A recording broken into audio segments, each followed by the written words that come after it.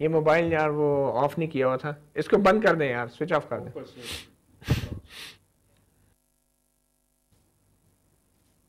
G stand by.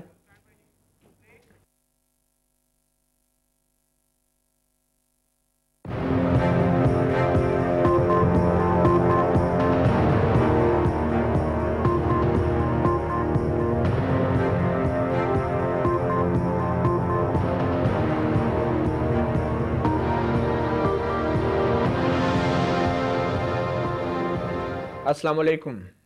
سوال کے خصوصی پروگرام کے ساتھ متی اللہ جان. اقوام متحدہ کی اس رپورٹ میں یہ کہا گیا ہے کہ ملٹری انٹیلیجنس کے اس وقت کے chief major general Nadeem Ejaz نے حکم دیا تھا بے نظیر بھٹو کی قتل کے جائے وقوع کو دھونے کا اس وقت کے پولیس چیف سعود عزیز کو. اور میرے سامنے کچھ پیراگراف ہیں اقوام متحدہ کی رپورٹ سے جو میں پڑھ دیتا ہوں. اس رپورٹ کے مطابق ایک ذریعے نے اپنا نام مخفی رکھنے کی شرط پر اقوام متحدہ کے کمیشن کو بتایا کہ ایک دن سٹی پولیس آفیسر سعود عزیز نے انہیں بتایا کہ انہیں جی ایچ کیو سے ایک فون کال موصول ہوئی جس میں انہیں ہدایت کی گئی تھی کہ بے نظیر کی جائے شہادت کو صاف کر دیا جائے. کمیشن کو ایک اور ذریعے سے معلوم ہوا کہ اس وقت کے ملٹری انٹیلیجنس کے سربراہ میجر جنرل ندیم اعجاز احمد نے بھی یہ ہدایت کی تھی کہ جائے وقوع کو دھو دیا جائے. یہ ایک سنگین الزام. پاکستان کی تاریخ میں پہلی مرتبہ اتنے ہائی پروفائل لیڈر کے قتل میں ایک حاضر سروس جرنیل پر الزام لگا، جس کے فوراً بعد پاک فوج کی طرف سے اور حکومت پاکستان کی طرف سے کوشش کی گئی کہ اس الزام کے بارے میں تحقیقات کی جائیں، اور وزیر اعظم نے ایک 3 رکنی کمیٹی بنائی جس کے سربراہ ہیں عبدالرؤف چودھری جو سیکرٹری کابینہ ڈویژن ہیں. ان کے ساتھ ہی اس کمیٹی میں شامل ہیں ایک حاضر سروس جرنیل میجر جنرل سجاد غنی جو کہ deputy chief of general staff ہیں، اور تیسرے رکن ہیں فیاض سورو ایڈیشنل ہوم سیکرٹری ہیں خیبر پختونخوا صوبے کے. اب یہ کمیٹی بن چکی ہے اور 7 دن کے اندر رپورٹ پیش کی جانی ہے کہ کس حد تک یہ یون کمیشن میں لگایا گیا الزام درست ہے کہ پاکستان فوج کے حاضر service general major general Nadeem Ejaz نے حکم دیا تھا کہ جائے وقوع کو دھو دیا جائے. ایک سنگین الزام. اور ہم نے دیکھا بہت سے ویڈیو کلپس بھی چلتے رہے. فائر بریگیڈ کا عملہ بے نظیر بھٹو کے قتل کے فوراً بعد جائے وقوع کو دھو رہا تھا اور بہت سے اس وقت بھی الزامات لگے، اور اب اقوام متحدہ کی کمیشن میں یہ ایک نئی معلومات سامنے آئی ہے کہ یہ سب کچھ کیسے ہوا اور کس کے کہنے پہ ہوا. آج اسی سوال کا جواب حاصل کرنے کے لیے ہم نے خاص طور پہ دعوت دی ہے جناب بریگیڈیئر امتیاز احمد، بریگیڈیئر ریٹائرڈ امتیاز احمد، سابق ڈائریکٹر جنرل سربراہ رہے ہیں انٹیلیجنس بیورو کے، اور انہوں نے ایک طویل عرصہ انٹر سروسز انٹیلیجنس جو ایک فوج کا ادارہ ہے وہاں پہ بھی کام کیا ہے. بریگیڈیئر صاحب، اب یہ کمیٹی تو بن گئی ہے، ایک بہت سنگین الزام تھا، تو آپ کیا سمجھتے ہیں کس کے کہنے پہ یہ کمیٹی بنائی گئی؟ کیا یہ حکومت کا فیصلہ تھا یا پاک فوج کی طرف سے اس الزام کو دھونے کے لیے ایک کمیٹی بنائی گئی؟ نہیں متی اللہ، میں اگر اجازت دیں تو میں 1-2 منٹ لوں گا آپ کے سوال کا جواب دینے سے پہلے، اور میں سمجھتا ہوں کہ یہ میرا بتانا بہت ضروری ہے تاکہ آپ کے ویورز کو جس پرسپیکٹو میں ہم بات کریں وہ پتہ ہو. پہلی بات یہ ہے، میں بڑا بریفلی کہوں گا کہ یہ جو یو این رپورٹ ہے اور اسکاٹ لینڈ رپورٹ، اس کے اندر کوئی بڑا زیادہ ڈفرینس نہیں ہے. یعنی یو این رپورٹ نے کوئی ایسی ایک فیکٹس یا اتنے انکشافات یا کوئی شواہد پروڈیوس نہیں کیے جو کہ اس میں اسکاٹ لینڈ رپورٹ میں نہ ہو، نمبر 1. دوسرا، میں یونائٹڈ نیشن رپورٹ کو جتنا میں نے پورا پڑھا ہے اور میں اس نتیجے پہ پہنچا ہوں، نہ تو یہ تحقیقاتی رپورٹ ہے نہ یہ تفتیشی رپورٹ ہے.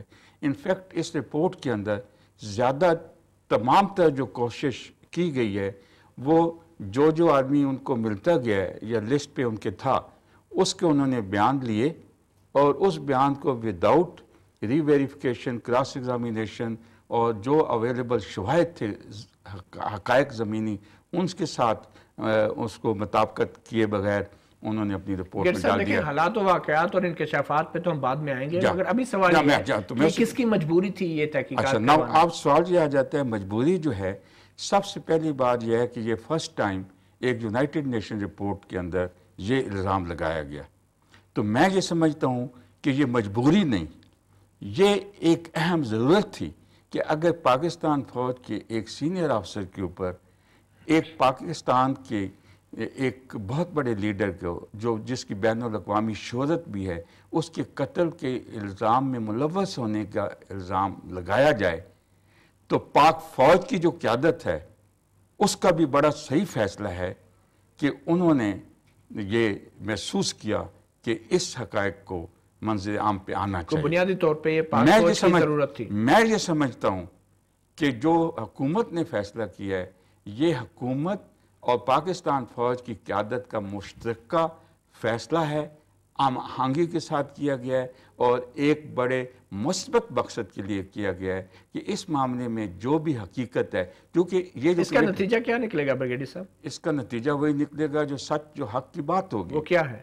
نہیں، اب میں تو کچھ نہیں کہہ سکتا جب تک میرے سامنے شواہد نہ ہوں۔ اب اس کمیٹی کے سامنے تمام شواہد آئیں گے، تمام ثبوت پیش کیے جائیں گے، تمام جو وٹنسز گواہ ہیں وہ آئیں گے، ان کے کراس ایگزامینیشن ہوں گے، اور اس کے بعد یہ جو کمیٹی بنائی گئی ہے اس میں کافی جو بھی ممبران ہیں وہ کافی پیشہ ورانہ مہارت کے حامل ہیں۔ تو اب وہ کمیٹی اپنی کیا فائنڈنگ دیتی ہے؟ بریگیڈیئر صاحب پیشہ ورانہ مہارت کے حامل ہیں۔ عبدالرؤف چودھری، سیکٹری کابینہ ڈویژن جو سربراہ اس کمیٹی کے، سیکٹری تعلیم بھی رہے، سابق چیئرمین بھی رہے ایک ترقیاتی ادارے کے۔ اب دیکھیں یہ سربراہ ہیں اس کمیٹی کے، اور ان کے ساتھ deputy chief of general staff major general Sajjad Ghani صاحب، جو کہ سوات آپریشن میں دہشت گردوں کے خلاف جنگ کرتے رہے، ایک deputy chief of general staff ہے، کافی سینئر پوزیشن ہے یہ بھی۔ اس کے ساتھ فیاض تورو ہیں۔ اگر یہ اتنے ماہر اور ہمارے پاس افراد تھے، پیشہ ور افراد تحقیقات کے لیے، تو پھر ہمیں اقوام متحدہ سے رجوع کرنے کی کیوں ضرورت پیش آئی؟